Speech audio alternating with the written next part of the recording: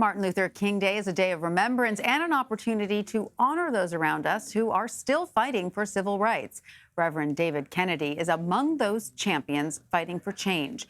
In the mid-1990s, he befriended the owner of the Redneck Shop. It sold white nationalist and neo-Nazi clothing and had a museum dedicated to the KKK.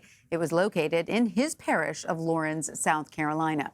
Many people called him crazy, but his reply to those critics was always, quote, "All I see is a brother in Christ." Joining me now from Columbia, South Carolina, is CBS News political contributor and Democratic strategist Antjuan Seawright.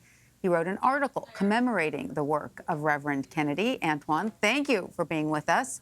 So you write that Reverend Kennedy lives by Dr. King's example, that he, quote, had the courage to have faith not just in who we are, but who we can be. Explain what you mean by that. Well, there's so many things that come out of this story. First of all, the first lesson is through Reverend Kennedy, I'd rather see a sermon than hear a sermon any day of the week. And if you know anything about the story and the history, you would know that Michael Burton wasn't just the owner of a redneck shop. He was the grand dragon of the Ku Klux Klan. That shop was the home and a rallying point for two different factions of the Klan. This is the same group of people who ordered to kill Reverend Kennedy because he was fighting against them, and the same group of people who lynched his grandmother's uncle in 1913. And so he decided to push back. But there came a point along in time where Michael Burton's financial resources began to dry up, and he was not the same person he was. And so guess who he turned to for help? He turned to the one and only Reverend Kennedy, the same person he wanted to kill. And instead of turning his cheek, instead of walking away, Reverend Kennedy embraced him, embraced his family, helped them with their financial burdens. And it is what Dr. King was all about. It was all about love and bridging gaps and loving your neighbor. And even when you disagree with someone to the extreme, being able to bring them in and love them as Christ loves all of us. It's such a powerful story right here in South Carolina. Absolutely. And so was he then able to transform the Redneck Shop? Was there enlightenment that came out of all of his love and care?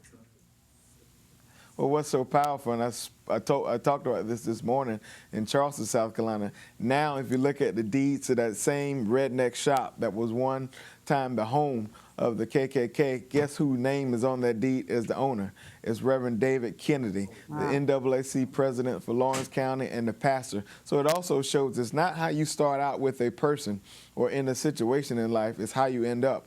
And that doesn't dismiss the hate and all the things that once lived in that shop. But now those things have, I think, been put to rest, and a new chapter lays when you ride down the streets of Lawrence, South Carolina. So, Antjuan, beyond Reverend Kennedy's duties that come with being a church leader, what else has he achieved in the town of Lawrence, South Carolina? Well, he's now a hero. There will be a movie about this story, I think, that comes out sometime next year. And it's a national lesson for all of us. And the gravity of the moment we live in, where so many people have come to yell about the things they should whisper about, and whisper about the things we should yell about the things we disagree upon, but yet whisper about the things we do agree upon. I think there's a lesson in all this, and Reverend Kennedy has learned to bring people together. So many people from various parts of life look to him for an example. And more than anything, this story is a generational lesson for my generation and generations who come after me, who now in this day and age is so easy to hide behind a keyboard and become a keyboard thug and yell in letters about all the things you disagree with. This lesson can be a lesson for generations going forward. It's a great story for MLK Day for sure. Well, Antjuan Seawright, thank you so much for joining us and telling us about Reverend Kennedy, such an inspirational figure.